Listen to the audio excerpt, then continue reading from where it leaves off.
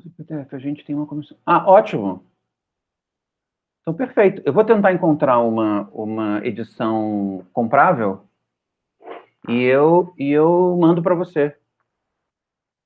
Do Raio da... Eu não tenho Raio da Dúvida, não, né? Mas eu consigo. Porque atualmente está esgotado. Eu posso até enviar o meu. Atualmente está esgotado. E como está esgotado, está muito caro. Então, a gente está procurando... Vamos procurar, né, PDFs, tarefa para todos. E vamos procurar também algum lugar que venda mais barato. Até uns R$50 dá.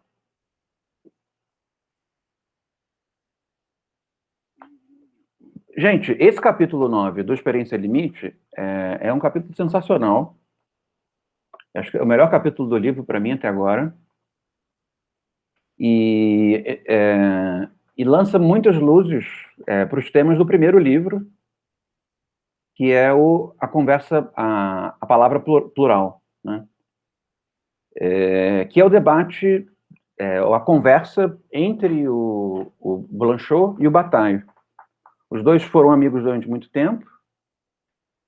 Parece que o Bataille era uma das poucas pessoas no mundo intelectual a quem o Blanchot tratava por tu, né, por tu. E esse capítulo dá um pouco a entender de que o primeiro livro nada mais é do que uma filosofia da conversa dos dois. A palavra plural parece que nada mais é do que uma transformação em filosofia, né, numa descrição do modo pelo qual o pensamento acontece, a partir das conversas dos dois. Isso vai ficando muito claro nesse capítulo 9.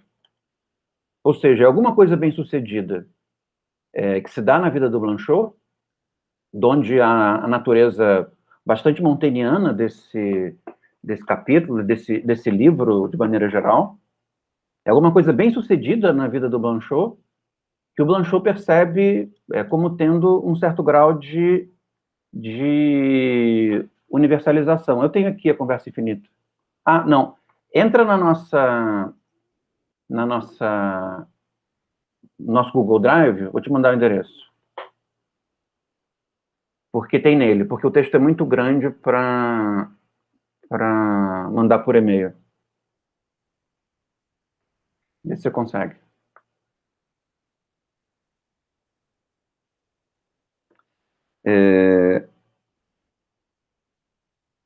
Então, é como se o Blanchot estivesse dizendo como que dois céticos conversam, né? É bem legal porque é muito específico, né? Mas, ao mesmo tempo que muito específico, também é muito filosófico, muito amplo, né? Que são dois céticos conversando, no caso, Blanchot e Bataille, e no que conversam, a conversa deu tão certo para o Blanchot, e não sei se, eu acho, talvez não para o Bataille, porque o Bataille, até onde eu conheço, não fez uma filosofia disso. O Blanchot transforma isso numa filosofia, fazendo disso, desse encontro dos dois, dessa conversa entre um cético e um não cético, né? Não é uma conversa entre dois céticos, mas é uma conversa entre um cético e um não cético, transforma isso numa filosofia, né? Transforma nisso a condição do pensamento. Então, esse capítulo 9, ele vai bastante nessa direção, e esses elementos que eu fui dizendo vão ficando cada vez mais claros, tá? No começo do capítulo, que é a afirmação e a paixão do pensamento negativo, o Blanchot dialoga com Bataille e expõe a filosofia do Bataille em linhas gerais. Um pouco como o Foucault faz com Blanchot quando Blanchot morre. Ou o Deleuze faz com Foucault quando Foucault morre. Que é a filosofia do Bataille tal como eu a compreendo. Tal como eu a vivencio, né? Então, há referências, mas não há muita referência aos textos, né? Significa que é uma espécie de compreensão geral da filosofia do Bataille a partir de um certo esfumaçamento que essa filosofia causava na conversa entre os dois, né? Então, o começo do capítulo, enquanto parte da conversa, é um pouco o Blanchot com a posição de ouvinte. E ele diz isso, né? As conversas, elas não são interessadas, elas são desinteressadas, mas elas não são iguais, né? Porque quando a conversa acontece, sempre existe uma energia diferente entre quem está falando e quem está ouvindo, ou quando os dois estão falando ao mesmo tempo. Existe uma desigualdade constitutiva na conversa, que não é uma desigualdade política, não é uma desigualdade existencial, é uma desigualdade de ânimo, e que está muito relacionado a querer mostrar alguma coisa, né? Querer montar alguma coisa. Então, essa primeira sessão, ela é basicamente Bataille, o Blanchot ouvindo Bataille, tá? Então, nós estamos na página 184. Quem não tem um texto, eu botei no Drive, tá no link, vou botar de novo. No link no chat, tá? Página 184, o terceiro parágrafo. Ele diz assim: não vejo como evocar em termos justos um pensamento tão extremo e tão livre, caso não nos contentemos em repeti-lo. Isso, em geral, se aplica a todo comentário.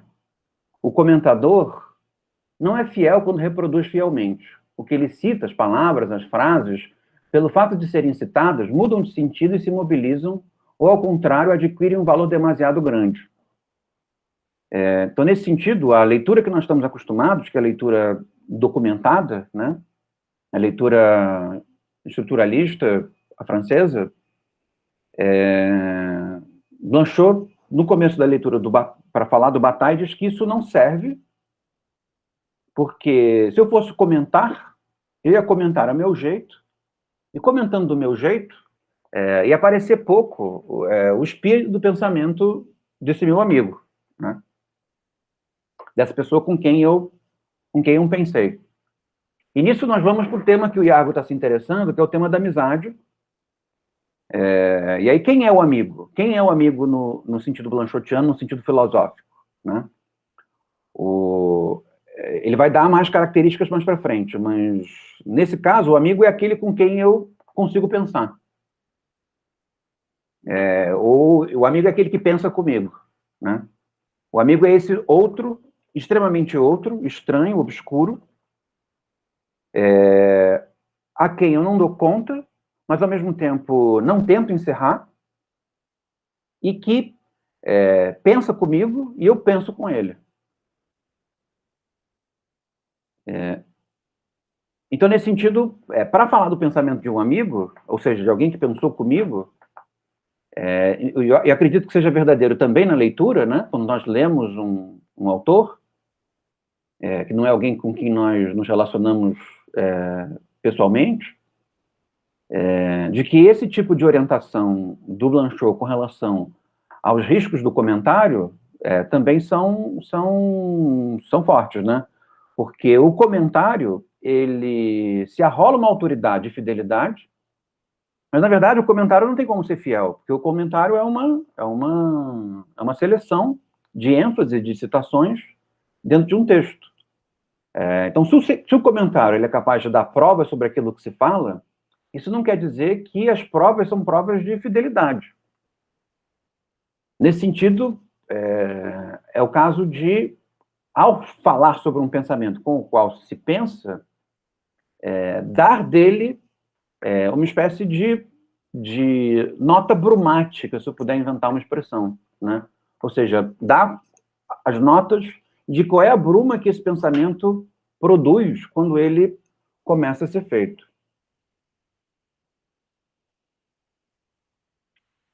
Ele diz, na página seguinte,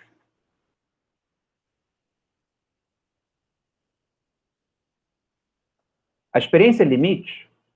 e esse é o ponto do capítulo, né, que é a experiência limite. A experiência limite é aquilo que um certo tipo de pensamento dogmático gera, e esse capítulo também é sobre isso, sobre céticos apaixonados por dogmáticos, né? É uma espécie de apaixonamento, encantamento por um certo tipo de loucura, como nós comentamos na semana passada, né, quando o Blanchot comenta a história da loucura do Foucault. Mas um certo tipo de loucura que, por ser tão insana na maneira de pensar, leva o pensamento a uma experiência limite, ou seja, a uma espécie de dogmatismo que possui algum tipo de peculiaridade, algum tipo de especificidade, em que, por mais que o sistema seja buscado, o sistema não fecha, né? Ou seja, tem essa loucura, que é a loucura de buscar o sistema, ou de esperar o sistema, se a gente for usar o tema do Lukács, né? Esperar um sistema chegar. Então tem essa loucura de esperar o sistema chegar, mas por alguma razão o sistema não fecha. Que é o que o Blanchot identifica no Pascal, com o Deus escondido. Né? Se o Deus está escondido e o sistema procura Deus, o sistema nunca fecha, porque Deus sempre se esconde. A mesma coisa com a Simone Weil, que reproduz, de certa maneira, o tema do Deus escondido, né? Só existe Deus onde Deus não existe. E, de alguma forma, é isso que Bataille, é isso que Blanchot vê na leitura dele do Bataille. É isso que Blanchot vê na leitura dele do Bataille. Bataille é um autor que procura um sistema dialético, quer que essa dialética feche, mas, contrariamente a outros dialéticos em que a dialética fecha, como Hegel, como Marx, como Adorno, como uma série de outros dialéticos, uma pena que o João não está aqui para discordar de mim, e uma série de outros dialéticos, no caso, o Blanchot julga que a dialeticidade no Bataille leva o pensamento dele a uma experiência limite, né? Segundo a qual esse é um tipo de dogmático, ou seria um tipo de dogmatismo que não despertaria com relação ao cético um ânimo terapêutico, né? Porque não é como se ele estivesse rodando em falso porque o sistema não fecha. Ele está levando a experiência por uma dimensão, digamos assim, excedente, né? A palavra que ele busca e que ele usa muito é excedente. Então, qualquer filosofia dogmática que leva a experiência a um excesso, para o Blanchot, no fim das contas, anula, de certo sentido, os efeitos dogmáticos dessa filosofia. E essa filosofia se torna uma invenção, né? Ela se torna um tipo de delírio, dentre outros, mas um delírio que desafia a experiência e, num certo sentido, elastece os seus limites, né? Ao invés de criar um mundo que prende o dogmático nele, ou um mundo que captura outras pessoas por um determinado tipo de mundo, o que a experiência limite faz é estabelecer um mundo alternativo com uma tessitura aberta, né? E esse mundo alternativo com uma tessitura aberta é que desafia os limites da experiência, né? Então, nesse parágrafo da página 185, ele vai definir a experiência limite. E lembrem-se, né, o livro chama-se A Experiência Limite. Então, de certa maneira, dá para se dizer que o nome do livro, Experiência Limite, consiste em buscar a experiência limite em autores dogmáticos diferentes. Então, buscar a experiência limite, buscar dogmáticos que além do dogmatismo, gerar uma experiência limite. Então, buscar a experiência limite no Pascal, buscar a experiência limite na Simone Weil, buscar a experiência limite na História da Loucura, do Foucault, e buscar a experiência limite, uma vez que ela está lá, também, segundo Blanchot, no Bataille. E talvez o autor no qual o Blanchot identifica, talvez, a maior exploração da experiência limite seja na escrita fragmentária do Nietzsche, né? A escrita fragmentária do Nietzsche é a própria experiência limite, né? O ensaio, né, é a própria experiência limite.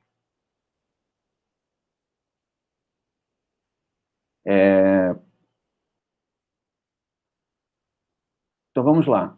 A experiência limite é a resposta que encontra o homem quando decidiu se pôr radicalmente em questão. Essa decisão, que compromete todo ser, exprime a impossibilidade de jamais deter-se em qualquer consolação ou em qualquer verdade que seja, nem nos interesses ou nos resultados da ação, nem nas certezas do saber e da crença. Aí vocês pulam um pedacinho.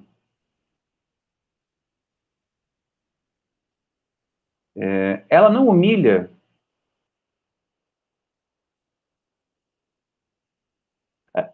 pula um pedacinho. No entanto, note-se que essa paixão do pensamento negativo não se confunde com o ceticismo, e nem mesmo com o movimento da dúvida metódica, né? Ele está querendo dizer que o tipo de pensamento, o tipo de busca negativa que o Bataille desenvolve, esse tipo de paixão pelo negativo que o Bataille tem, e que gera uma experiência limite, não é o ceticismo, né?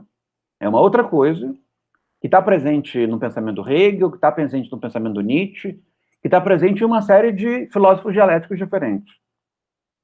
Mas que na dialeticidade do Nietzsche e na dialeticidade essa dialeticidade anômala do Nietzsche e a dialeticidade não tão anômala, mas com resultado anômalo do Bataille, gera uma experiência limite.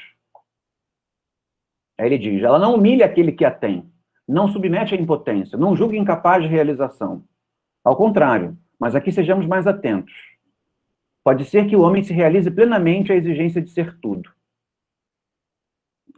Um pouco mais para frente, nesse mesmo parágrafo, ele diz, esse parágrafo é grande.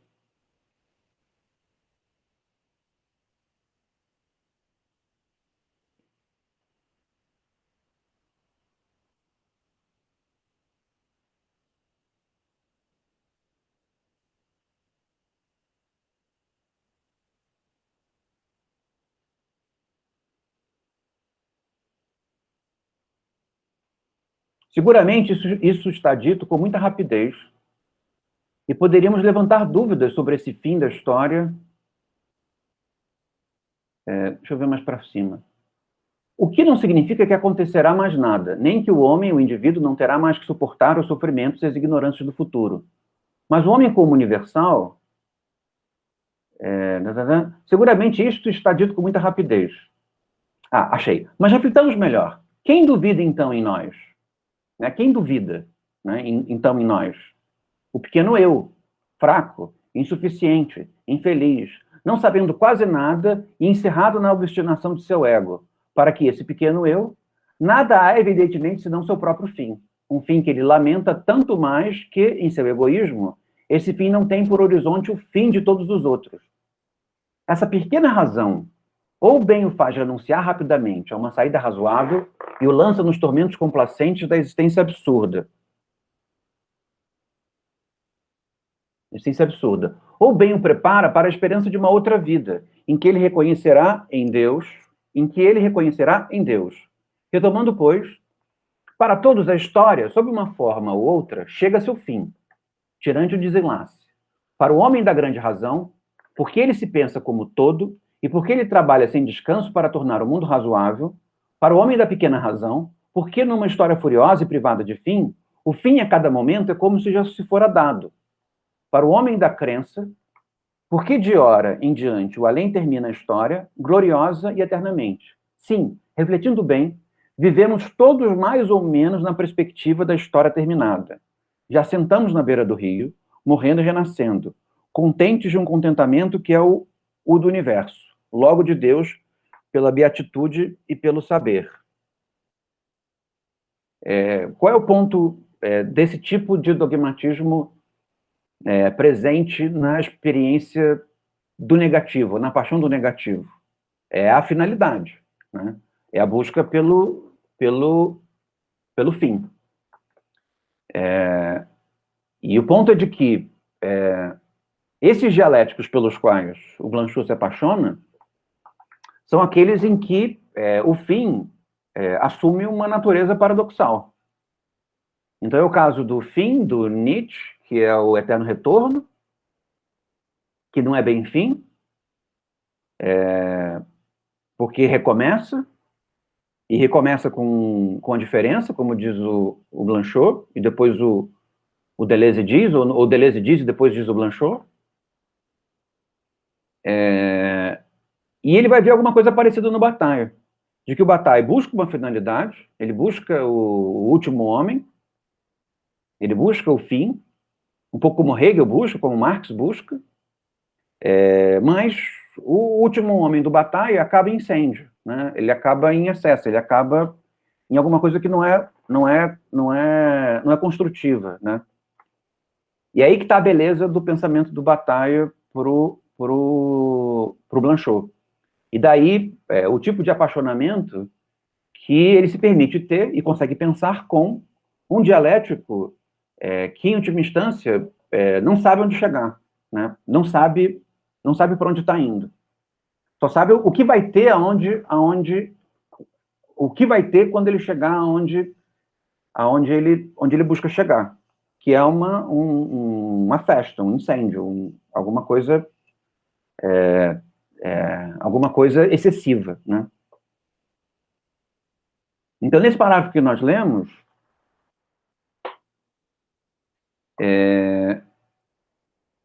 eu acho que uma maneira de ler, no caso do Nietzsche, né, me parece que a interpretação do Blanchot vai nessa direção, de que, no fim das contas, a finalidade que o Nietzsche busca é uma finalidade boicotada porque essa finalidade é descontínua, né? Mas se a descontinuidade se torna uma finalidade, né, ao invés de mirar em alguma coisa e encontrar o descontínuo, alguém busca o descontínuo pelo descontínuo, a descontinuidade se torna um fim e o sistema fecha, né? Se estabelece um mundo e esse mundo se separa dos outros, né? Então, existe um vínculo com a descontinuidade, mas a descontinuidade, ela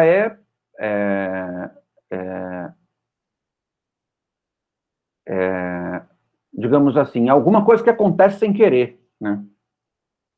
É alguma coisa que é provocada pela loucura própria de quem persegue um fim, né? Então, a descontinuidade no Nietzsche é uma descontinuidade com a qual ele se surpreende, né? Ele busca o eterno retorno e o eterno retorno retorna diferente. Ele busca um aforismo, e ele encontra um fragmento, percebe? Ele tenta desenvolver um aforismo onde exista todo um universo dentro de uma frase, mas não encontra, porque ele encontra um fragmento. Não é um mundo pequeno dentro de uma bola de gude. Nesse sentido, te dou a palavra já, Jamin, só para comentar o que o Marcelo escreveu aqui. Nesse sentido, a descontinuidade é alguma coisa que o Bataille vai encontrar justamente porque ele busca uma finalidade que é uma finalidade que não fecha, que é uma finalidade excessiva, né? Então, nesse sentido, ainda que busque um homem descontínuo, com o que Bataille se surpreende? Se surpreende, ou o que Blanchot surpreende Bataille se surpreendendo? Ele se surpreende com um descontínuo, percebe? Uma coisa, se você busca o descontínuo, você encontra um sistema descontínuo. Se você busca um homem descontínuo, você encontra um sistema de homem descontínuo. Então, não é essa graça, né, pro Blanchot. E não é essa experiência limite. A experiência limite para o Blanchot é ter procurado o homem descontínuo e encontrar o descontínuo. É procurar o último homem e encontrar a diferença. É procurar o eterno retorno e encontrar a diferença do eterno retorno. É procurar o aforismo e encontrar outra coisa. Percebe? Esse é o encantamento que o Blanchot tem com dogmáticos diferentes ou com dialéticos diferentes. Porque são autores, são pensadores que buscam alguma coisa e dão com burros na água. Encontram outra coisa. O que não significa que o Blanchot esteja recomendando a busca da descontinuidade, percebe? Seria essa a minha resposta. Pode falar, Yasmin.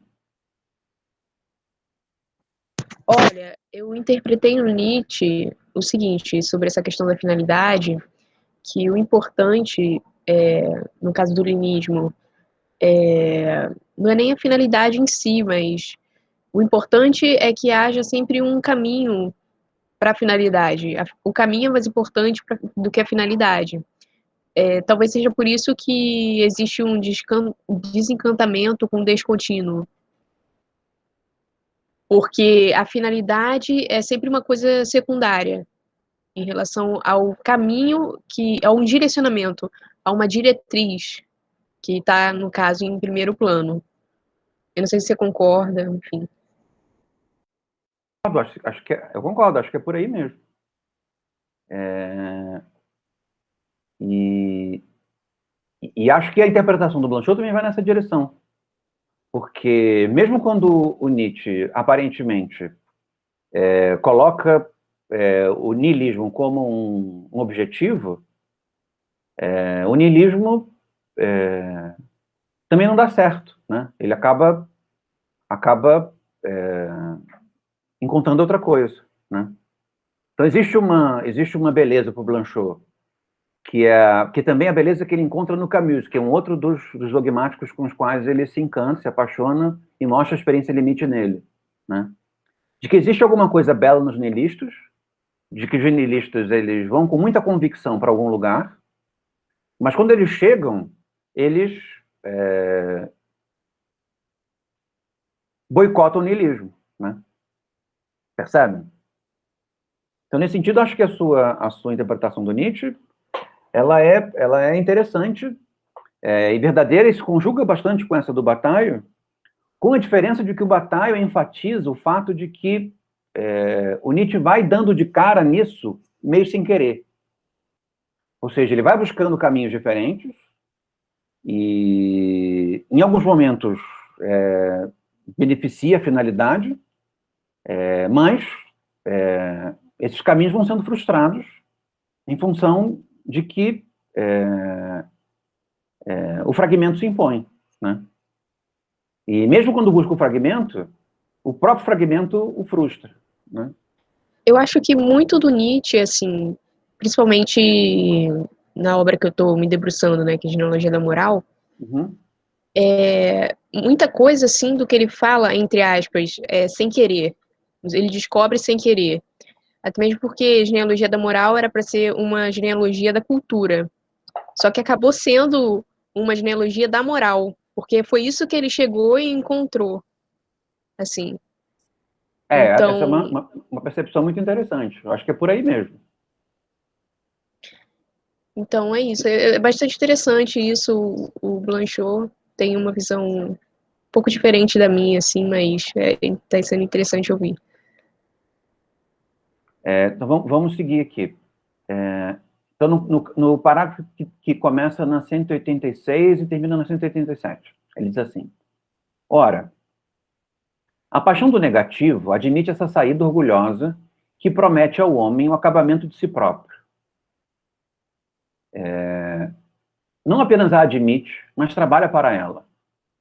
A ação que nos empenha nesse futuro não é, efetivamente, nada mais do que a negatividade, pela qual, negando a natureza e negando-se como ser natural, o homem em nós se torna livre, escravizando seu trabalho e se produzindo o mundo. É admirável, o homem atinge o contentamento pela decisão de um descontentamento incessante. É o caso do niilismo, né? Ele se realiza, pois vai até o fim de todas as suas negações.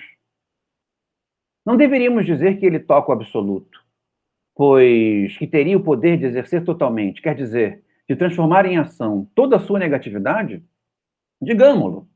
Mas, tão logo dito isto, esbarramos com esse dizer como com a impossibilidade que nos arremessa para trás, como se, dizendo, nos arriscássemos ao mesmo tempo a apagar o discurso. É aqui que intervém a contestação decisiva. Não. O homem não esgota sua negatividade na ação. Não. Ele não transforma em poder todo, nada que ele é. Talvez ele possa alcançar o absoluto, igualando-se ao todo e fazendo-se a consciência do todo. Porém, mais extremo que esse absoluto é então a paixão do pensamento negativo. Pois ela ainda é capaz, diante dessa resposta, de introduzir a questão que a suspende, diante da realização do todo, de manter a outra exigência que, sob forma de contestação, dá novo impulso ao infinito. Dizendo de outra maneira, né, pode-se dizer que o pensamento do Blanchot, que é um pensamento que busca a finalidade, a partir do modo pelo qual a finalidade se mostra, ou pelo menos o modo pelo qual a finalidade se mostra de forma mais habitual, que é pelo negativo, no fim das contas, ele se apaixona pelo negativo. E o negativo faz com que ele não consiga esgotar a negatividade. Esse é o ponto, né?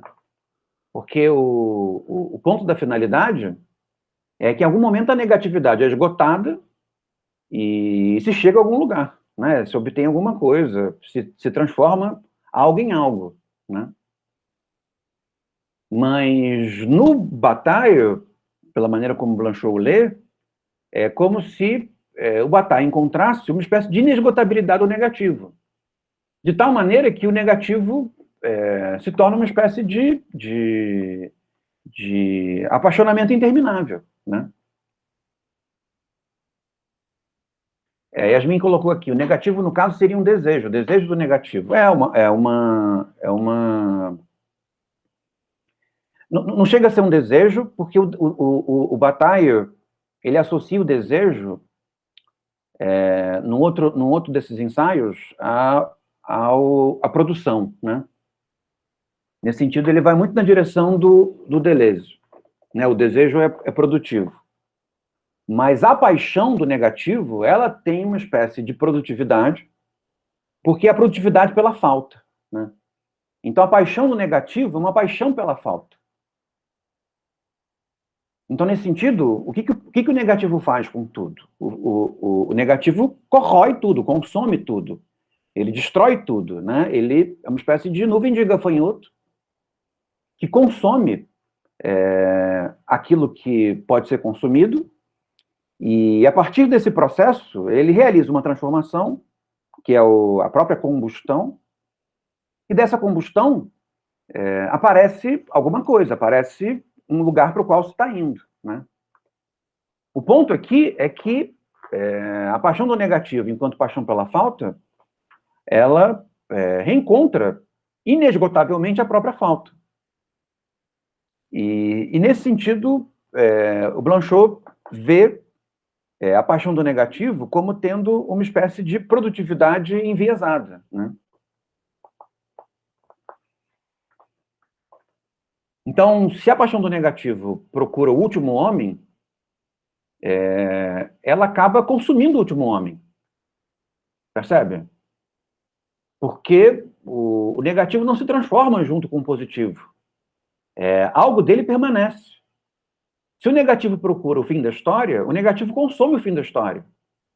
Percebe? Esse é o elemento trágico do negativo, é o elemento trágico do niilismo. O niilista busca o nada, quando ele encontra o nada consome o nada.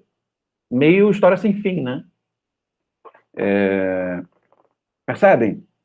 E nesse sentido, dá para falar, é um pouco esse ponto do Blanchot nesse livro, dá para conversar, dá para pensar com alguém que se move pela negatividade.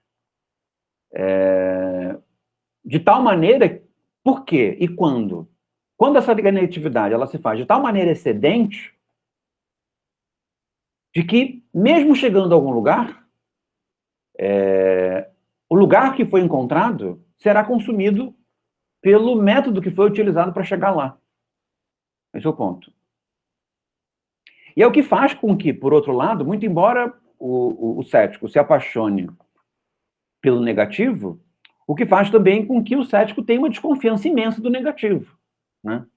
Porque, no fim das contas, o negativo é uma destrutividade sem controle, né?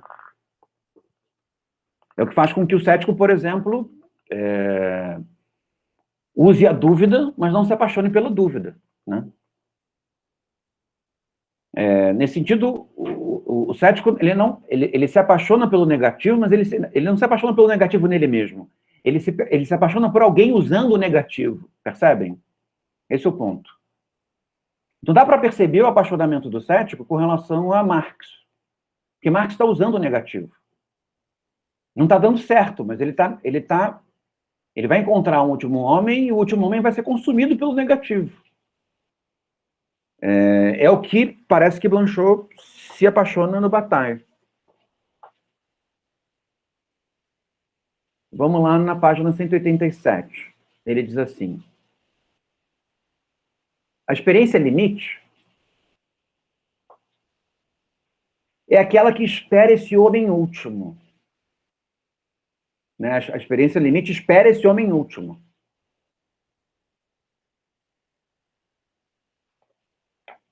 Capaz, uma última vez, de não se deter nessa suficiência que atinge. Ela é o desejo do homem sem desejo. É por isso que eu fiz essa recomendação na sua frase, Yasmin, né? Que é uma paixão pelo negativo, né? Ela é o desejo do homem sem desejo. A insatisfação daquele que está satisfeito em tudo. A pura falta. Ali onde, no entanto, há consumação de ser. A experiência limite é a experiência daquilo que existe fora de tudo. Quando tudo exclui todo o exterior daquilo que falta alcançar, quando tudo está alcançado. E que falta conhecer quando tudo é conhecido. O próprio inacessível, o próprio desconhecido. Aí vocês pulem um pedacinho. Nesse mesmo parágrafo. O que está implícito em nossa proposição é absolutamente outra coisa. Exatamente isso. Que é o homem, tal como é, tal como será, pertence a uma falta essencial de onde ele vem esse direito de se colocar a si próprio sempre em questão. Percebe? Esse é o ponto em que a paixão do negativo ela se realiza como uma espécie de maldição humanista, né? Porque, no fim das contas, o homem, né, é aquele a quem falta alguma coisa, e, na busca de se completar, ele destrói a si mesmo. Né? É aquele que se move pela falta, e, em se movendo pela falta, ele começa a arrancar pedaços de si próprio. Né?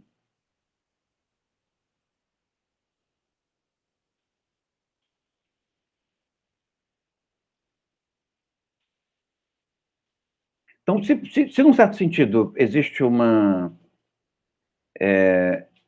um sofrimento quando se roda em falso em torno de alguma coisa que fecha, e é possível, num certo sentido, oferecer uma saída, né, a esse movimento, em que dogmaticamente e sem vigor, sem viço, roda-se em falso em função de um círculo que se fecha, a paixão do negativo realiza uma outra coisa, porque ao invés de se fechar em alguma coisa que dá certo, né, alguma coisa que é circular, e que, nesse sentido, gera uma espécie de sofrimento inescapável, né? A paixão do negativo, ela sempre cria uma forma nova de sofrer, né? Ela vai se alternando entre uma coisa e outra. Então, muito embora não seja um estado recomendável, né, é um estado dentro do qual não se busca o pensamento, mas o pensamento acontece. Esse é o ponto. Porque para buscar o pensamento, não é possível você se mover pelo negativo, né? Mas em se movendo pelo negativo, com tal grau de radicalidade, o encontro com o negativo permite que se pense, né? Dessa maneira como o Blanchot entende o pensamento. Ou seja, em quem se move pelo negativo, em alguns momentos, se pode se encontrar um amigo.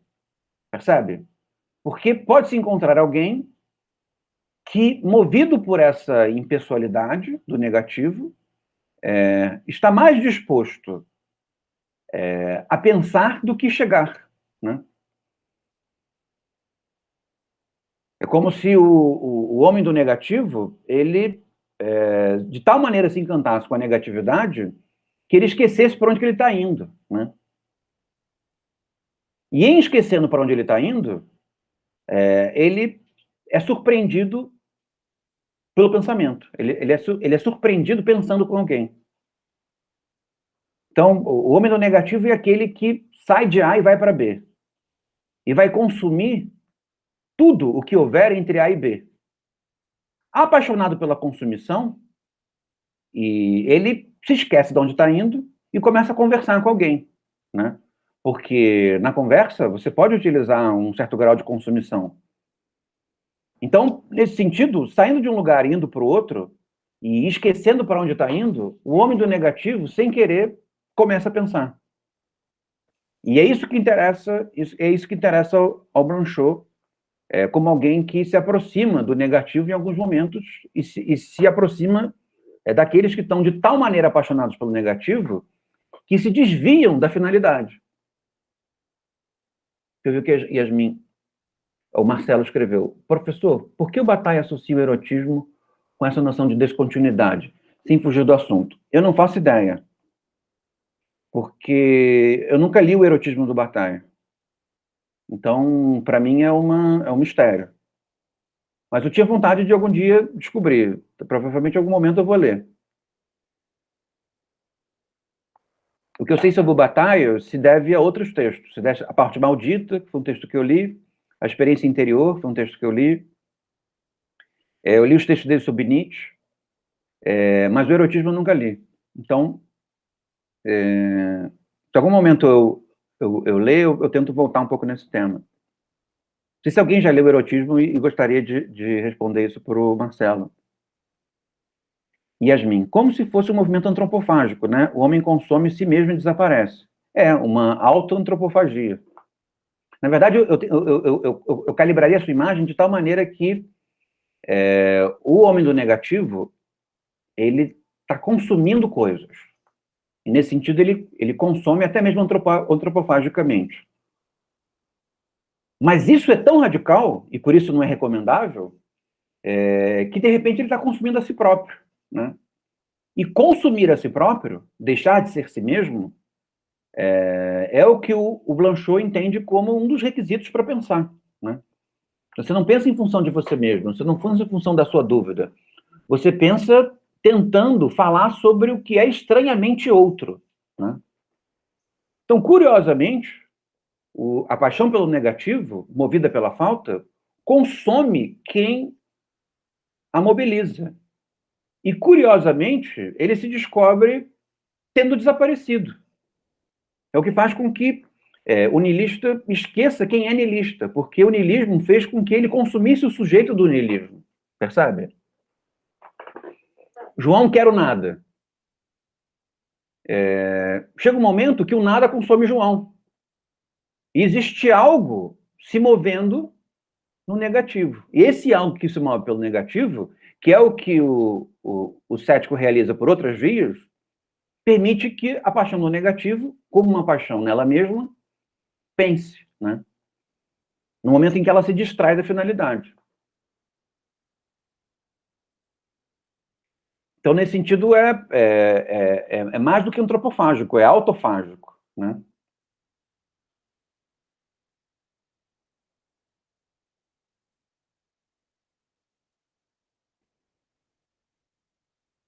Deixa eu seguir aqui.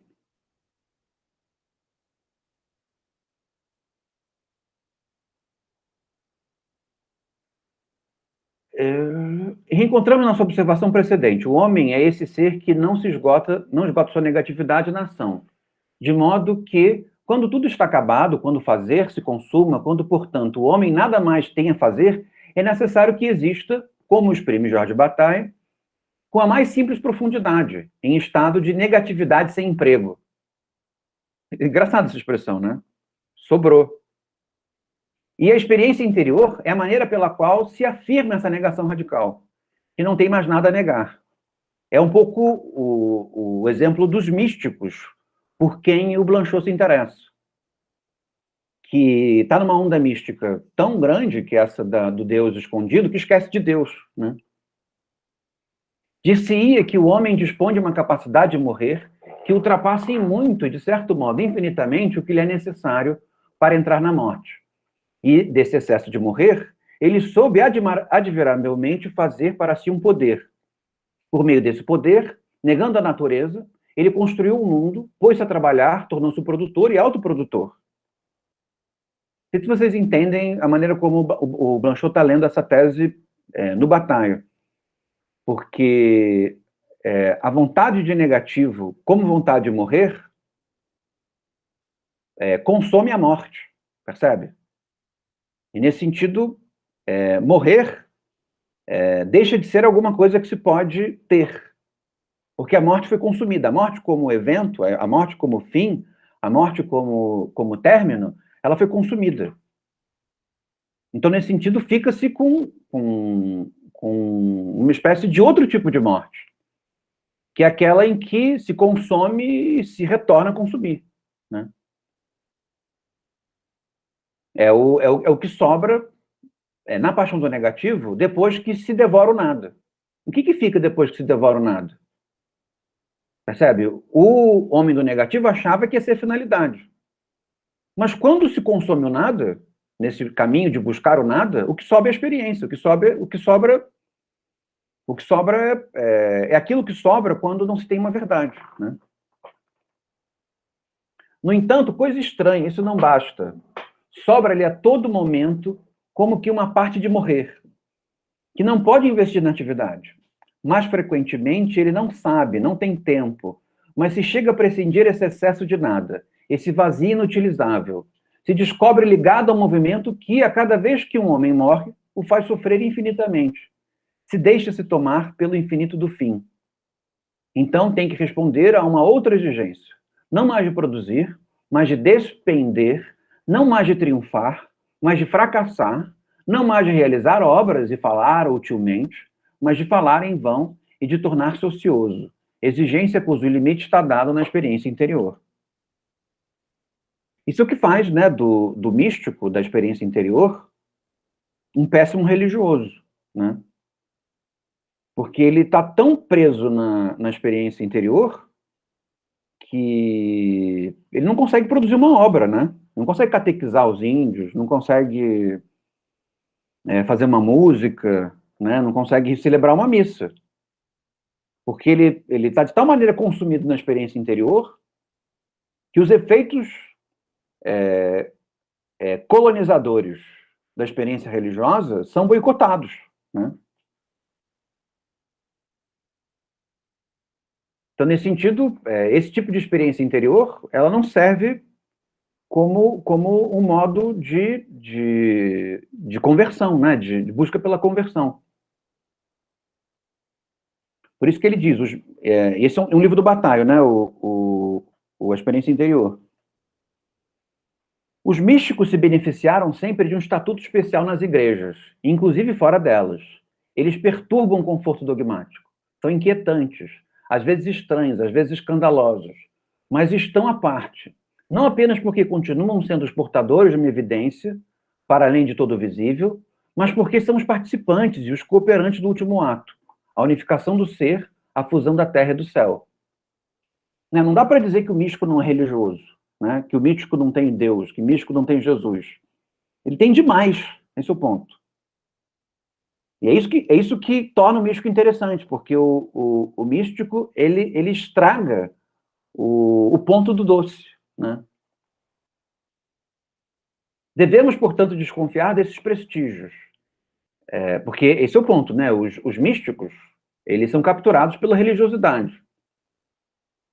O místico se torna o troféu da instituição, né? É Santa Teresa d'Ávila, São Francisco, eles se tornam os troféus.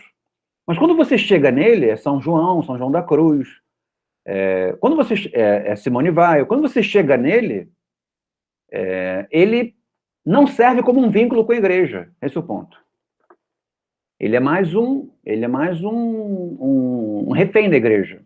Mas quando você chega no místico, o místico se torna uma coisa toda dele. Esse é curioso. Que consome a igreja e consome a si mesmo enquanto místico, né?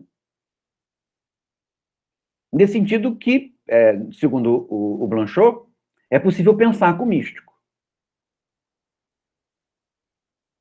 Devemos, portanto, desconfiar desses prestígios e devemos dizer que a recusação severa e incansável de todas as pressuposições religiosas, assim como de todas as revelações e certezas espirituais implicadas pelas disposições místicas, faz parte essencialmente, em primeiro lugar, do movimento que estamos descrevendo.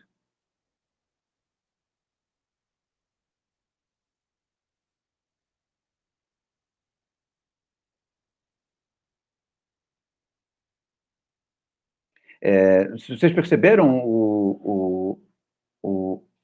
no pensamento do Bataille, na maneira como o Blanchot descreve, o ânimo dialético e o ânimo místico se aparentam, né? Num certo sentido, não se pode dizer que Hegel é um místico, né? Mas se pode dizer que há algo no Hegel que, quando descontrolado, se torna místico. E aí se torna interessante. É quando o Hegel se torna Kierkegaard. É quando Hegel se torna Nietzsche, num certo sentido, né? E são os místicos, porque os místicos são um Hegel disfuncional, né?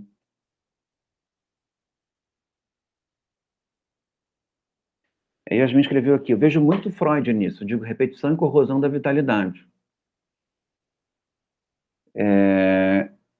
Eu acho que o Freud descreveria esse comportamento místico como sintomático, né, disfuncional. Nesse sentido, haveria uma apreciação diferente àquela que o cético e o psicanalista, né, o Freud, veriam essa figura, né? Porque, digamos que o psicanalista, ele vê nessa figura, primeiro o encantamento, mas depois esse encantamento ele leva a um desejo de cura, né? Um desejo de terapêutica.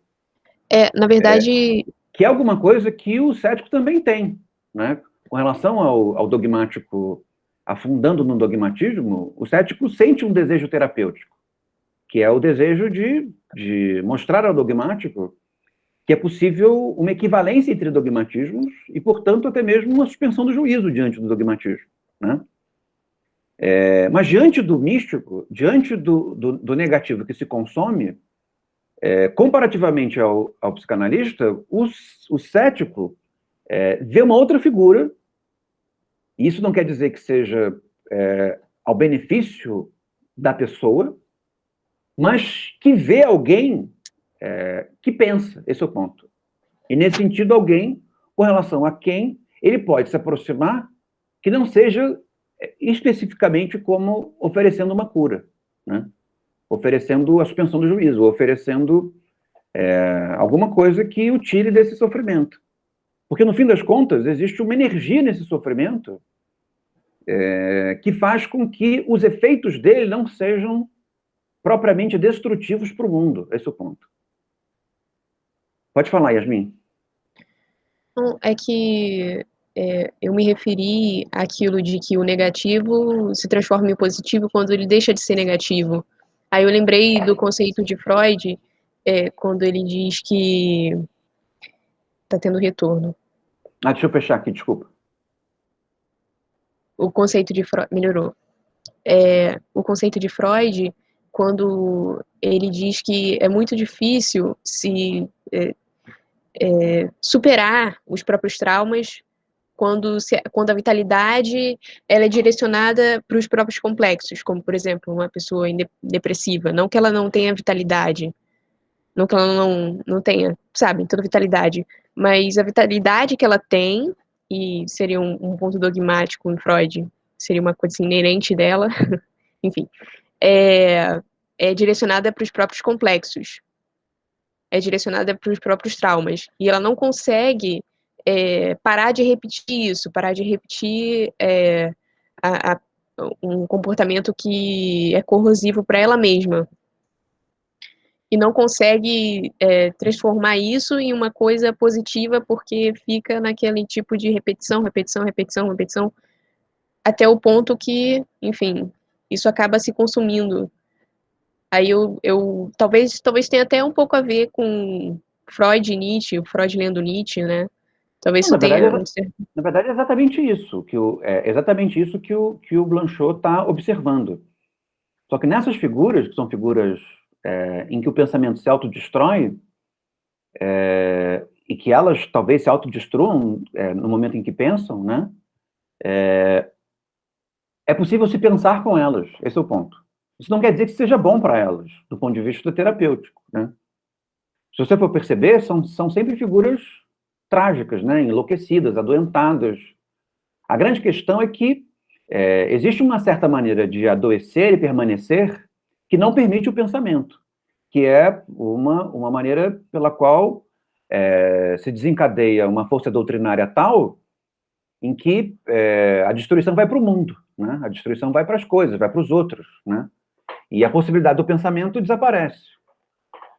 Nessas criaturas pelas quais o Blanchot se interessa, e com a qual ele se identifica, mas não se identifica completamente, essa força destrutiva, ela não se transforma em doutrina, ela não se transforma em finalidade. Isso não quer dizer que ela não os consuma, né, que isso possa ser recomendado. Mas isso não quer dizer que elas não pensem, esse é o ponto. E é por isso que alguma coisa pela qual, que é um tipo de loucura pela qual o Blanchot se aproxima, né? E é uma loucura com relação à qual o Blanchot se percebe capaz de pensar com. Esse é o ponto. Ou seja, é um tipo de fala que permite que se pense nela, né? Isso não quer dizer que essa fala ela tem como finalidade o pensamento, que esse tipo de negativo tem como finalidade o pensamento, ele tem como finalidade a verdade, encontrar o fim, encontrar alguma coisa, mas no que se perde, pensa. Esse é o ponto para o Blanchot. Então, nesse sentido, eu acho que o Freud estaria menos interessado em pensar com esse tipo de loucura e mais interessado em descrever, digamos assim, os seus aspectos curiosos, né? Os seus aspectos mais vultosos, como, por exemplo, como ele faz com o presidente Schröder, né? Que é mostrar a beleza e a especificidade daquele pensamento, daquele delírio, né? O Blanchot não quer mostrar a especificidade daquele delírio, ele quer pensar com ele, né? E é possível pensar com um certo tipo de delírio quando o delírio se autoconsome, esse é o ponto.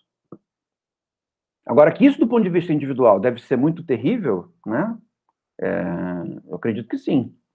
Por isso que não é como ceticismo, não é alguma coisa que se recomenda, né? Né? O Blanchot não está recomendando essa escritura, ele não está recomendando essa maneira de se conduzir. Ele está dizendo que, com relação a elas, é possível se pensar com. É possível, elas pensam. A finalidade delas não é o pensamento, porque se o pensamento é a finalidade, o pensamento não acontece. Então elas têm uma outra finalidade, mas na finalidade elas se perdem. E em se perdendo, pensam. Percebe? Então, deixa eu completar aqui esse parágrafo. Ele diz assim: Eu entendi. podemos ainda representar as coisas de outra maneira, no esquema de que me servia ao falar de um modo um tanto figurado sobre o fim da história.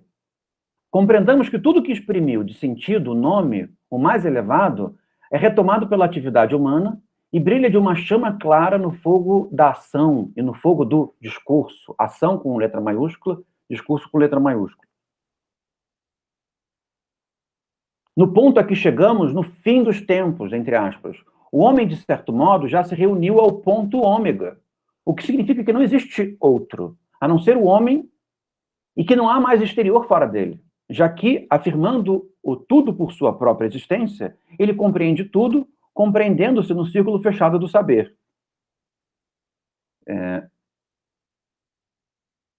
Vamos no parágrafo seguinte, ele diz: o problema que a experiência limite, ora, põe em evidência é, portanto, o seguinte: como o absoluto,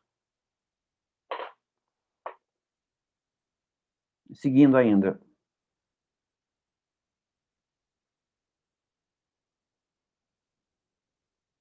falando com propriedade, não pode, né? Esse é o ponto do tipo de experiência limite que o Bataille produz, segundo Blanchot. Porque um filósofo do absoluto, no sentido convencional, como Hegel, por exemplo, ele chega no fim e retorna para o começo. Chega no fim e retorna para o começo, né? Digamos, a conta fecha. E quando a conta fecha, não existe mais fora, só tem lado de dentro. É uma espécie de forma delirante cuja eficiência coloniza o mundo, né? Com essa não se pode pensar. Com essa não há pensamento possível. Com essa, o que o Blanchot diz é que existem certos fenômenos que só poderão ser explicados a partir dela, que são fenômenos que quase sempre ela mesma constituiu, né? Então não há muito como pensar nisso. Mas há momentos em que essa disposição apresenta uma experiência limite, né? E essa experiência limite chega busca o absoluto e chega a um efeito de absoluto e se pergunta: como pode o absoluto? E aí ele chega a uma conclusão. Falando com propriedade, não pode, né? Não há absoluto. O absoluto nada mais é do que uma cadeia, uma maneira de fechar uma conta no pensamento e exercer efeito de capturas a partir dela. Então, com propriedade, não pode, né? Não seria possível pensar com alguém que chegou no absoluto, né? Mas como é possível pensar com alguém que chegou no absoluto?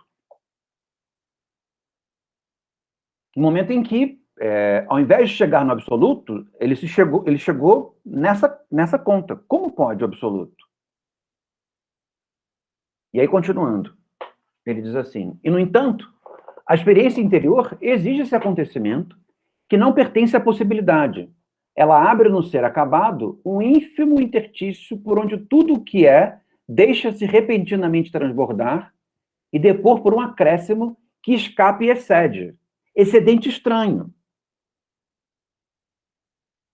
Quando responde a essas questões, falando de um impossível, o que é isso para o Bataille, né? Ele responde a essas questões falando do impossível, né?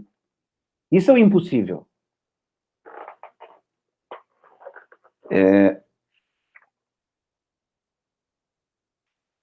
No mesmo parágrafo, ele diz assim no final: sim, como se a impossibilidade, aquilo que já não podemos poder, nos aguardasse atrás de tudo que vivemos, pensamos e dizemos, por menos que tenhamos estado alguma vez no fim dessa espera, sem nunca faltar aquilo que exigiu esse excedente, esse acréscimo, excedente de vazio, acréscimo de negatividade, que é em nós o coração infinito da paixão do pensamento. Percebe? Esse é o interessante, porque no caso do Bataille, ele chega no absoluto, e quando encontra o absoluto, existe um excedente, que é o quê? O absoluto mais um. Como pode o absoluto? O absoluto não pode. No fim, o que acontece é o absoluto mais um. E o que é o absoluto mais um? É a negação do absoluto, é o absoluto se consumindo, né? Diante do absoluto não existe um excesso, não tem excedente. Diante do absoluto, o que existe é fim. Mas eu chego no fim e tem um excedente, sobrou alguma coisa, tem um resto, como é que pode? Então, é isso que interessa a ele nos místicos. Porque o místico chegou em Deus, mas sobrou alguma coisa. Continua buscando Deus. Porque não é Deus. Porque se Deus seria tudo, mas ainda tem coisa para buscar. Então, esse é o interesse do Blanchot nesses místicos, ou nesses filósofos, nos nihilistas, que quando chegam no fim, o fim não é só o recomeço. O fim, ele mantém a continuidade da busca, né? Continua havendo novos elementos a serem buscados depois do fim. Percebem? E é isso que faz com que a negatividade permita, a paixão pelo negativo permita a paixão pelo pensamento. É um tipo de paixão pelo negativo que permite a paixão pelo pensamento. Porque é um tipo de negativo que, quando nega, se consome e a coisa continua. Mas ela não continua como eterno retorno da coisa. Ela continua como acréscimo de coisas, como acréscimo de objetos. Ou seja, é uma lógica que foi utilizada numa busca e que, quando a busca chegou, consumiu a própria lógica. Não sei se fez sentido para vocês.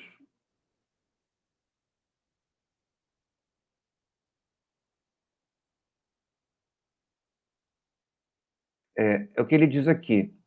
O não saber, de que se diz comunicar o êxtase, não retira em absoluto a validez do saber, como tampouco o não sentido, encarnado momentaneamente na experiência, não desvia desse movimento ativo pelo qual o homem trabalha incansavelmente para dar-se um sentido. Ao contrário, volto a insistir, é apenas para além do saber acabado, aquilo que afirmava Lenin ao anunciar que um dia tudo seria compreendido, que o não saber se oferece como a exigência fundamental a qual é preciso responder. Não mais esse não saber que ainda é apenas um modo de compreensão. O conhecimento posto entre parênteses pelo próprio conhecimento, mas o modo de relacionar-se ou de manter-se numa relação, nem que seja pela existência, ali onde a relação é impossível. Deixa eu ver se eu consigo colocar isso em outras palavras para ficar mais claro. Deixa eu ver eu acho que essa dica esse anúncio do Lenin esquisito no meio do parágrafo ajuda muito. Porque eu vou explicar uma lógica. Eu vou explicar uma coisa.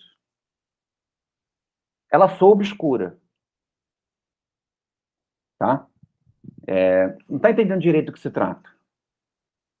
E aí eu vou dizer para você. Um dia você vai entender. Percebe? Vamos continuar falando sobre ela, mesmo que nós não saibamos exatamente o que nós estamos fazendo, porque um dia você vai entender. Qual é a diferença disso para o ceticismo? O ceticismo, você vai se manter nisso porque entender não é o problema. O interessante é pensar sobre as coisas. E elas têm sentidos diferentes, E esses sentidos, eles se somam, e eles se alteram. É só isso que tem. E quando se diz, mas isso então é uma filosofia do só isso que tem, o que o cético responde? O cético responde, não se pode muito falar sobre isso.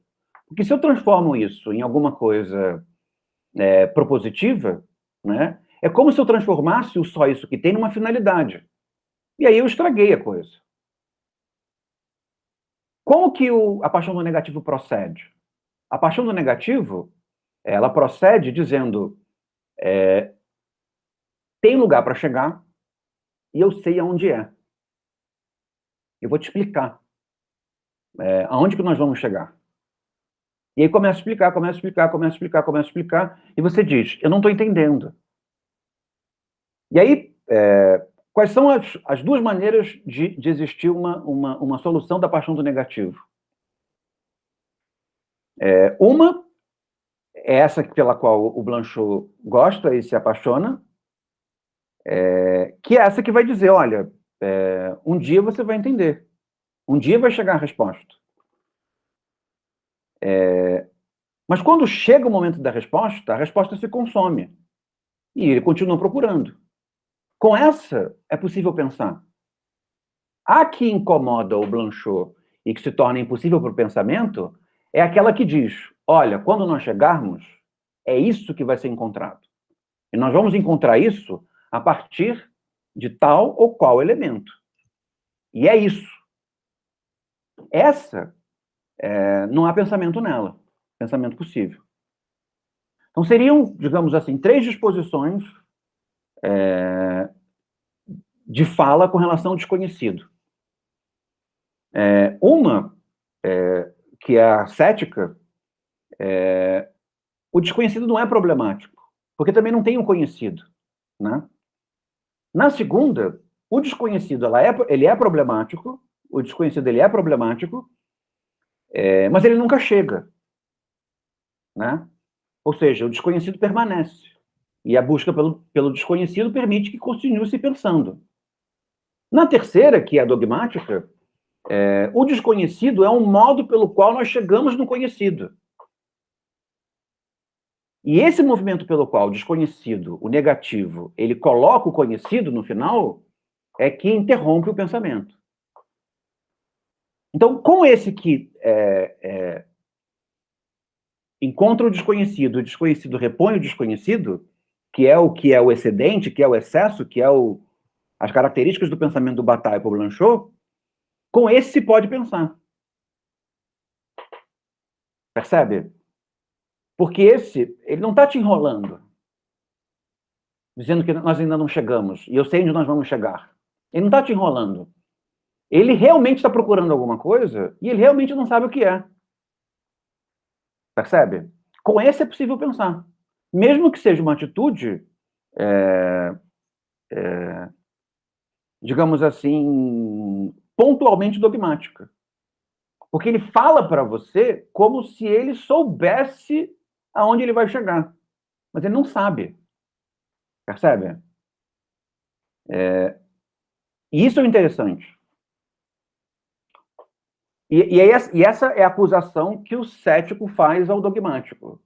Qual é a acusação que o cético faz ao dogmático? O dogmático diz que sabe onde vai chegar, ele se comporta como se soubesse onde vai chegar, mas no fim das contas ele não tem como saber. Ninguém sabe. E é por isso que não é possível conversar com o dogmático. Porque no fim das contas, o dogmático não está interessado em conversar.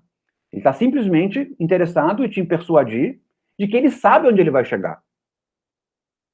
E nisso não tem conversa. Nesse tipo anômalo, que é o tipo pelo qual o Blanchot se interessa, que é o tipo que ele vê no Bataille, é alguém que está buscando alguma coisa, que acha que sabe onde vai chegar. Mas, no fim das contas, ele não sabe. E ele consome onde ele vai chegar. Então, nesse sentido, mesmo que ele fale com convicção, mesmo que ele fale com evidência, mesmo que ele fale como se ele tivesse a verdade, não importa, porque, no fim das contas, é só um efeito de fala, porque a verdade nunca chega. O Lenin, nesse caso, é uma figura híbrida. Digamos, a coisa Lenin e Stalin. Lenin e Stalin são figuras complicadas. Porque o Lenin te diz, olha, nós não sabemos para onde estamos indo, mas nós precisamos crer que nós estamos indo para algum lugar. E quando nós chegarmos lá, nós vamos saber que chegamos lá. Lenin é meio Moisés, né? Põe todo mundo no deserto e a gente pensa assim, poxa, eu acho que o Moisés não sabe para onde está indo. Mas Moisés diz, eu sei para onde está indo, nós vamos saber quando nós chegarmos. Mas a maneira como procede Moisés, dá para conversar com Moisés. Porque parece que ele não sabe para onde ele está indo, ele está só caminhando, né? Ele fala como se soubesse, ele emite uma lógica como se soubesse, mas no fim das contas, toda vez que a gente acha que chegou num lugar, não chegou. Então dá para conversar com Moisés. E Moisés arregimenta um monte de maluco. Mas no fim das contas, todos esses malucos, você consegue conversar com eles. Porque eles aparentam que sabem onde vão chegar, mas não chegam a lugar nenhum. O problema é o Stalin. Porque Stalin sabe onde vai chegar, diz as características onde ele vai chegar, e ele se comporta como dizendo aonde nós vamos chegar. O tipo de convicção do Stalin, ela não deambula. A paixão do negativo dele, ela se interrompe num determinado lugar e tem um efeito de verdade que a paixão do negativo nos coloca. Com o Stalin, a gente não consegue conversar. Esse é o ponto, porque Stalin, ele sabe onde ele está indo. O que o cético vai dizer é que Stalin apenas se comporta como se soubesse onde está indo. Mas Stalin não sabe. E é por isso que Stalin, comparativamente a Lenin, é muito perigoso. É o caso de tratar Stalin. E tentar convencer Stalin de que... Qual é a única salvação para Stalin? A única salvação para Stalin é alguém conseguir convencer Stalin a suspender o juízo. Mas ninguém vai conseguir convencer Stalin a suspender o juízo, mas no fim, o que se pode fazer por Stalin? É tentar, em alguns momentos, dizer para ele, olha, Stalin, isso não é igual a isso. O outro falou a mesma coisa. Aí o Stalin vai dizer, não, mas o meu está certo, o outro está errado. Aí você volta outro dia, mas Stalin, o seu está certo, o outro está errado, mas o seu é muito parecido com esse, e é muito parecido com aquele, é muito parecido com o outro terceiro também. E ele também disse que você estava errado. Com a esperança de que isso tenha algum efeito em Stalin. Provavelmente não vai ter. Stalin vai dizer, pouco importa, eu estou certo, eles estão errados. O exemplo mediano, nós estamos indo para algum lugar, mas nós não sabemos para onde estamos indo. Então, quando eu digo, pode ser que você não saiba para onde está indo, ele vai dizer, isso não é problemático. O grande problema é que nós estamos indo para algum lugar. E quando nós chegarmos lá, nós vamos saber. Mas nós não sabemos muito bem o que é. Então espera, quando chegar, a gente vai saber.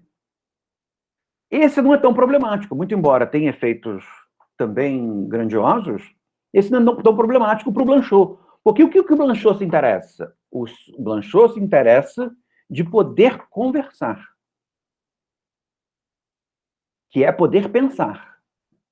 E com Moisés, dá para conversar. Ele dá uns chiliques, joga as coisas no chão, mas no fim das contas dá para conversar. Porque ele não sabe aonde ele vai chegar. Ele só sabe que está indo para algum lugar.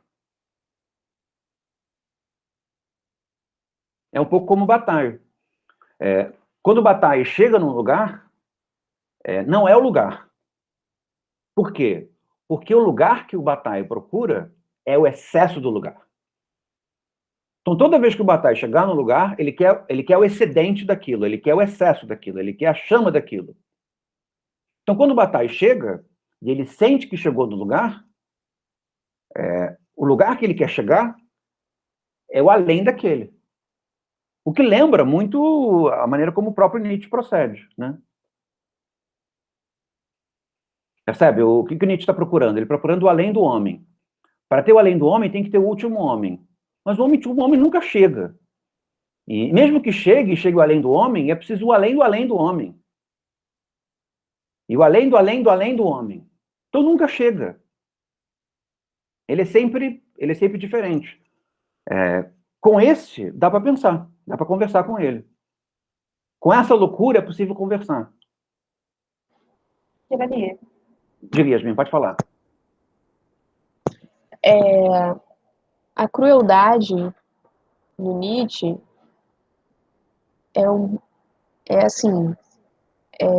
estaria também no quesito finalidade. O que você acha disso? No sentido de que tudo se justifica em torno da finalidade. Isso também pode ser uma leitura de crueldade, da questão da previsibilidade, crueldade na genealogia da moral. Eu acho que sim, eu acho que ela pode se dar nesse sentido, né, de que as pessoas se arregimentam num lugar, montam umas barraquinhas, e aí o Nietzsche chega para elas e diz, gente, é o caso de ir para outro lugar. Esse aqui não serve. Isso tem um efeito, e aí a gente pergunta, mas para onde a gente está indo? Ele vai nos mover dizendo, eu sei para onde nós estamos indo. E sei que nós não podemos ficar aqui. Isso tem um efeito de crueldade muito forte.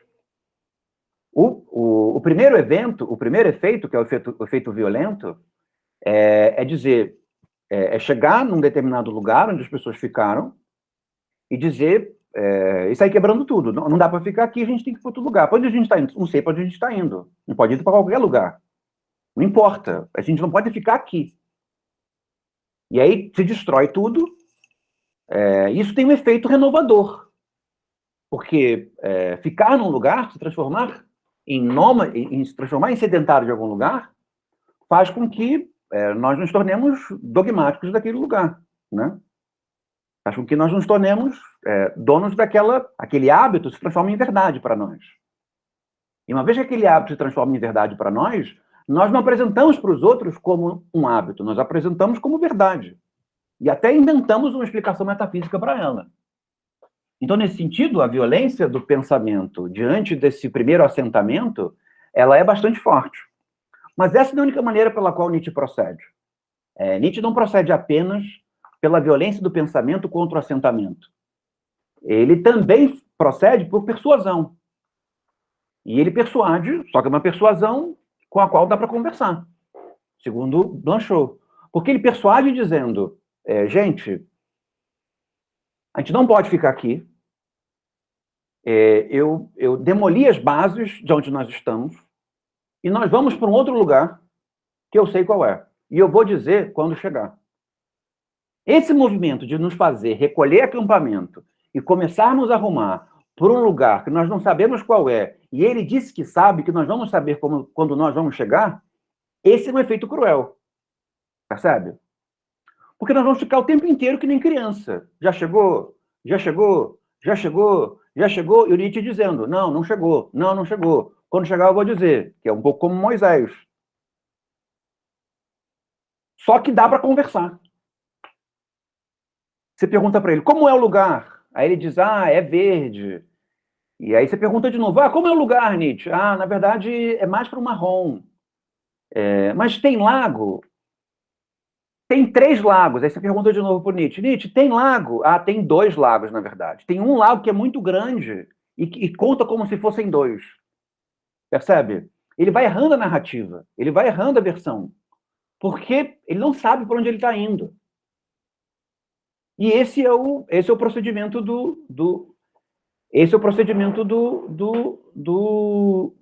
que o Blanchot identifica no Bataille. É o procedimento que o Blanchot identifica do Nietzsche.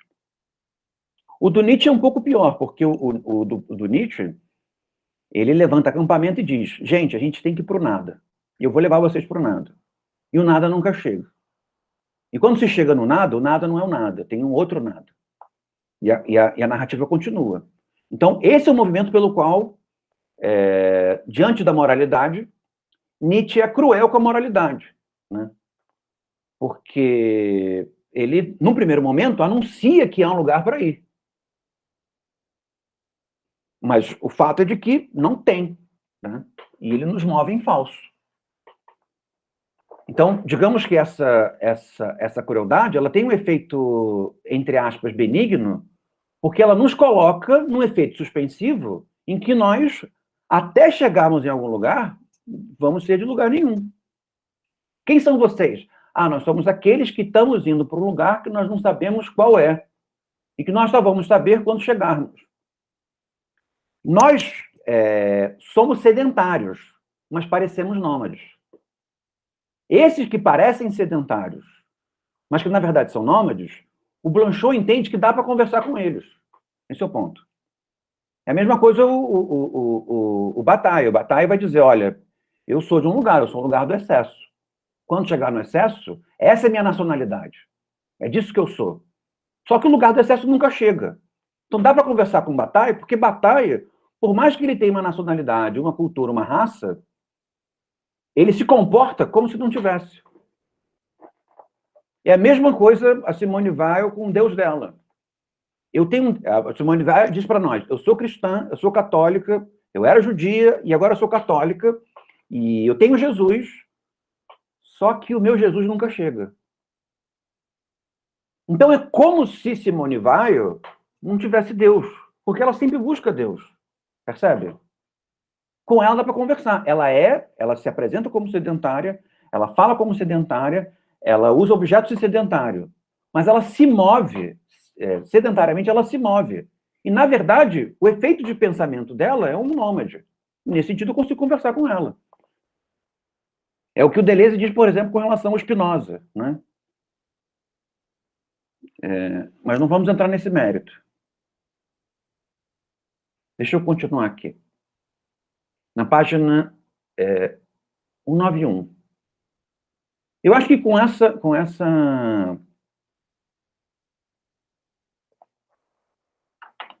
versão esmilinguida do Blanchot, eu acho que ficou mais claro, né? O que é a experiência do negativo? O que é a experiência limite? O que é a paixão pelo negativo? Acho que ficou mais claro. No que diz respeito às populações, é esse deslocamento que vai para um lugar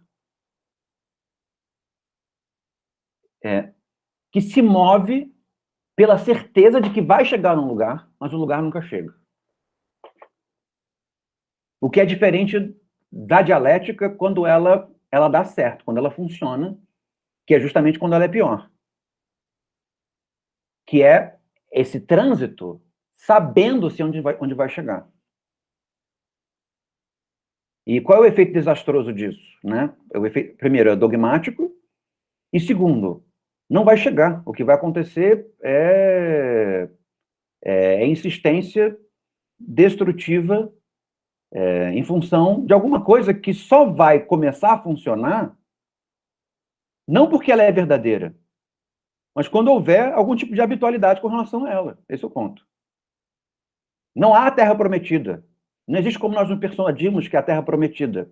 A única terra prometida é a terra na qual nós nos habitualizamos nela. E ela começa a soar como prometida depois que alguém insistiu muito nela. Esse é o ponto.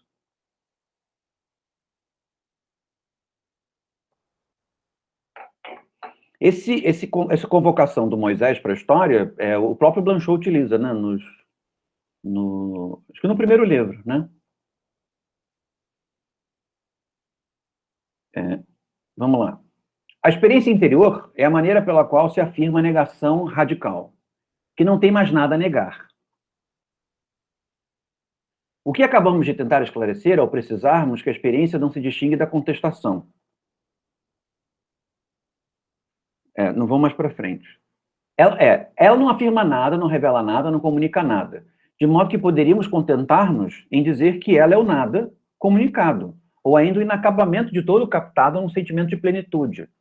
Mas, nesse caso, arriscamos-nos a substancializar o nada, quer dizer, a substituir ao absoluto como todo, seu momento mais abstrato, ali onde não passa, onde nada passa imediatamente a tudo e, por sua vez, se totaliza indevidamente.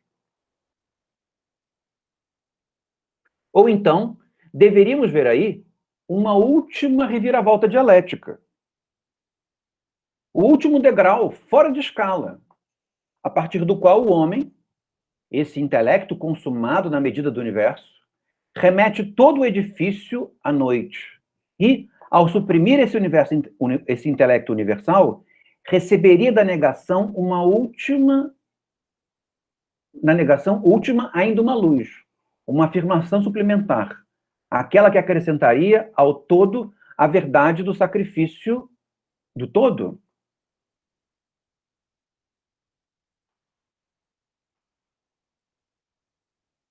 Parágrafo seguinte. Ele diz assim: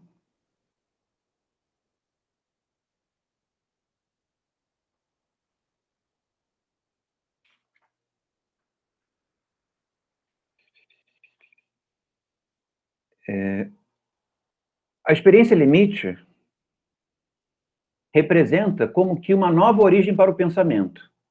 Isso é o interessante da experiência limite. Que a experiência limite, uma vez que ela não sabe onde ela chega, quando ela chega, ela cria uma nova experiência do pensamento. Ela não chega a algum lugar, né? Ela continua. E continua dando uma nova origem para o pensamento. O que ela lhe dá é o dom essencial, a prodigalidade da afirmação. Uma afirmação que, pela primeira vez, não é um produto, e assim escapa a todos os movimentos, oposições e reviravoltas de razão dialética, a qual, tendo se consumado antes dela, não pode mais reservar-lhe um lugar em seu reino. Acontecimento difícil de circunscrever. A experiência interior afirma, ela é pura afirmação, ela só faz afirmar.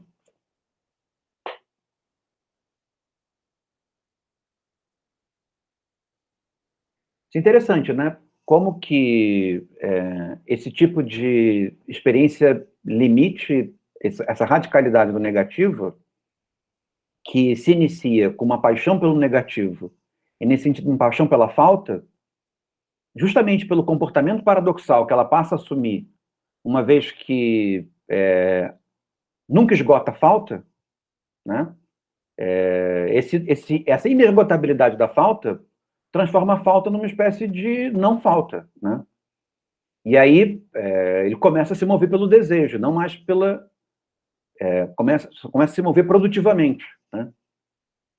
Ou seja, não está mais buscando alguma coisa, está criando aquilo que está buscando, percebe? Existe algo no comportamento, existe algo nesse comportamento paradoxal, produzido por uma paixão pelo negativo radical, cujo efeito que gera é uma espécie de produtivismo, de construtivismo. No fim das contas, nós estávamos buscando alguma coisa que nós não sabíamos o que era, e buscamos tanto uma coisa que nós não sabíamos o que era, que resolvemos inventar a coisa que estamos buscando. Percebe? E quando inventamos, passamos a produzir afirmação. Deixamos de produzir o negativo para produzir o positivo, né? Deixamos de buscar a falta para preencher alguma coisa. Ele nem mesmo se afirma, pois então se subordinaria a si própria. Ela afirma a afirmação. É por isso que Jorge Bataille pode aceitar dizer que ela detém em si o momento da autoridade, após ter desvalorizado todas as autoridades possíveis e ter dissolvido inclusive a ideia de autoridade. Isso, explicando em termos de Lenin e Stalin, é ótimo, né? Pensamento do Marx, Lenin e Stalin. Porque é desautorizar toda a autoridade, desmantelar o pensamento burguês, dizer que o pensamento burguês e a burguesia só existem em função de um outro mundo, e no momento em que nós supostamente chegaríamos num outro mundo, não existe outro mundo no qual nós vamos chegar. Nós vamos inventar um mundo. E o mundo que nós inventamos é o mundo em que nós vamos chegar. Percebem?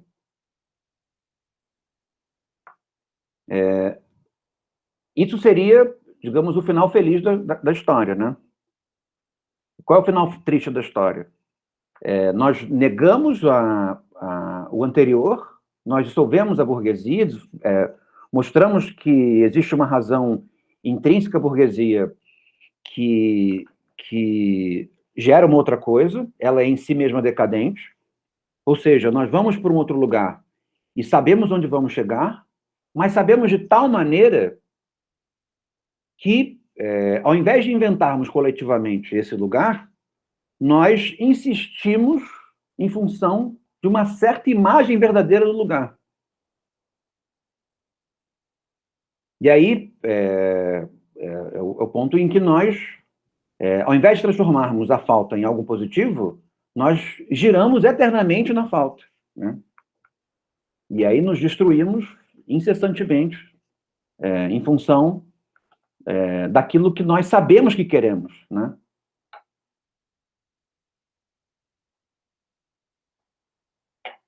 E esse é o ponto, né? Se nós colocamos alguma coisa como algo que nós sabemos que queremos, isso que nós sabemos que queremos nos falta, né? Nós nunca chegaremos nele. Né? Digamos que o que você está buscando é o sorvete. Não existe o sorvete, né? Esse sorvete te falta. Você vai encontrar nele, não é o sorvete. Você vai para o outro, não é o sorvete, não é o sorvete, não é o sorvete. Você vive imensamente na falta. O que o Blanchot está dizendo é que essa paixão pelo negativo paradoxal, que ele encontra no Bataille, começa se movendo pelo não há o sorvete verdadeiro, não há o sorvete verdadeiro. Existe um sorvete verdadeiro, mas não é esse. Há um sorvete verdadeiro, mas não é esse. E esse processo, ele é de tal maneira consumidor, que chega um momento em que é preciso admitir que o sorvete verdadeiro é o sorvete que eu inventei.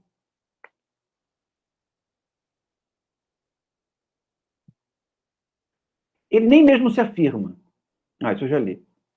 É o sim decisivo. É por isso que Georges Bataille pode aceitar dizer que ela não detém em si o momento da autoridade. É o sim decisivo. É a presença sem nada presente. Nessa afirmação que se libertou de todas as negações. Consequentemente, de todos os sentidos. É quando a negação se tornou excesso.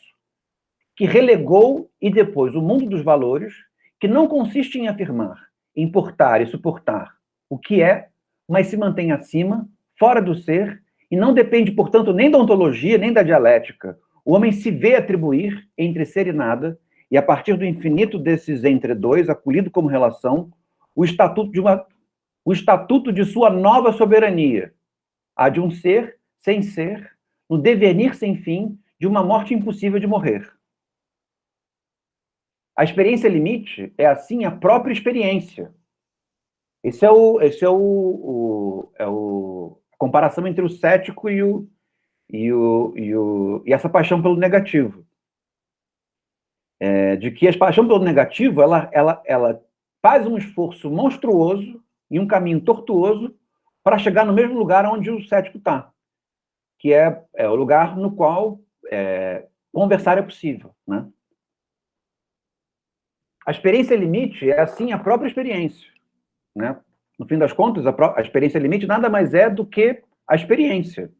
Só que uma dinâmica tortuosa na experiência. O pensamento pensa aquilo que não se deixa pensar. Isso é experiência, né? O pensamento pensa aquilo que não se deixa pensar. O que nós pensamos? Nós pensamos aquilo que nós não conhecemos. Nós pensamos o outro, né? O pensamento pensa mais do que pode pensar, numa afirmação que afirma mais do que pode se afirmar. Esse mais é a experiência, afirmando apenas pelo excesso da afirmação, e nesse excedente, afirmando sem nada que se afirme. Por fim, não afirmando nada. A afirmação na qual tudo escapa e que escapa ela própria unidade. É isso, inclusive, tudo o que se pode anunciar sobre ela. Ela não unifica e não se deixa unificar. É a conversa plural, né? É a pluralidade. Daí que ela pareça estar em jogo do lado do múltiplo e com aquilo que Bataille chama de a sorte.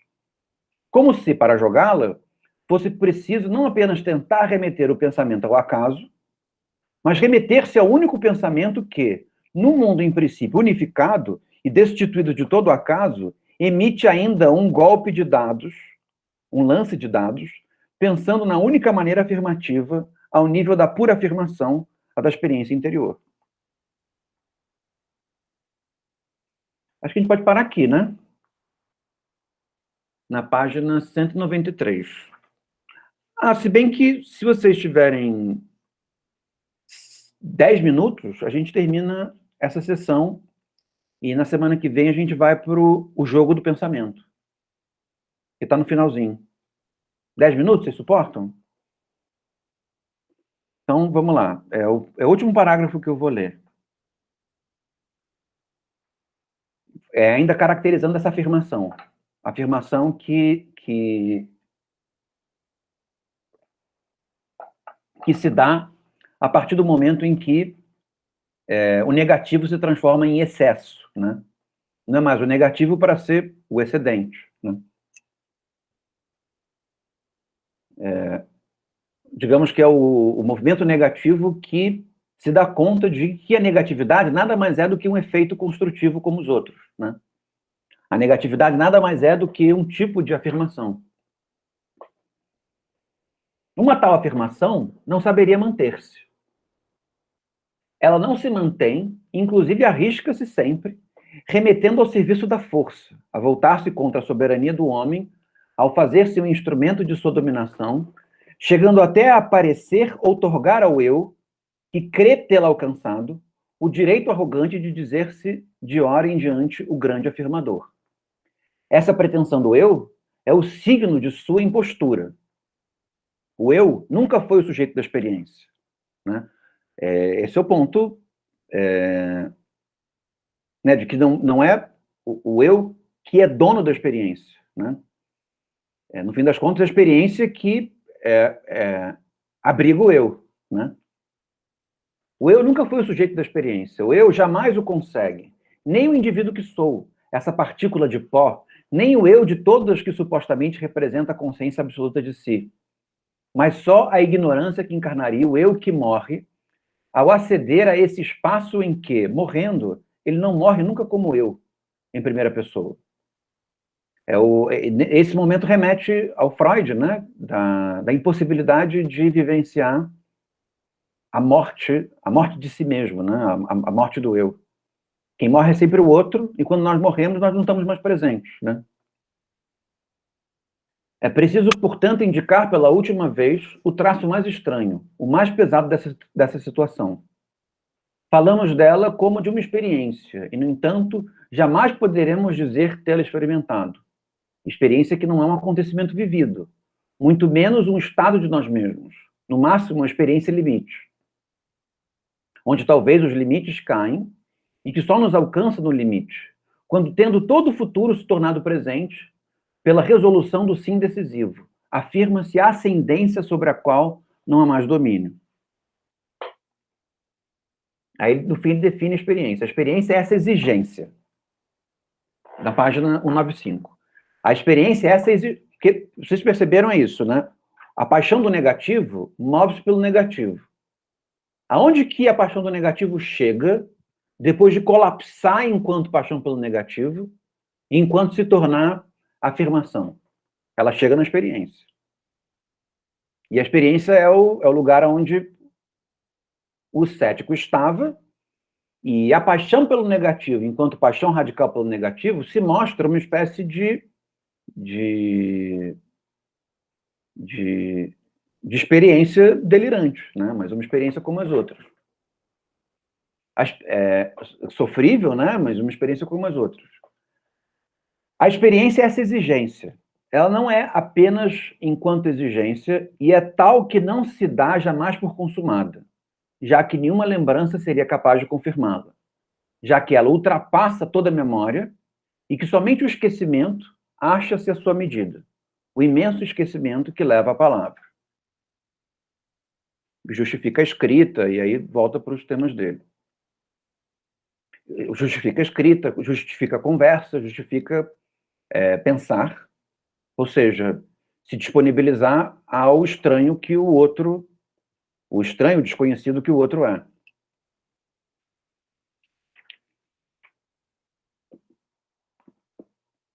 Então tá. Questões, gente? Querem conversar um pouco?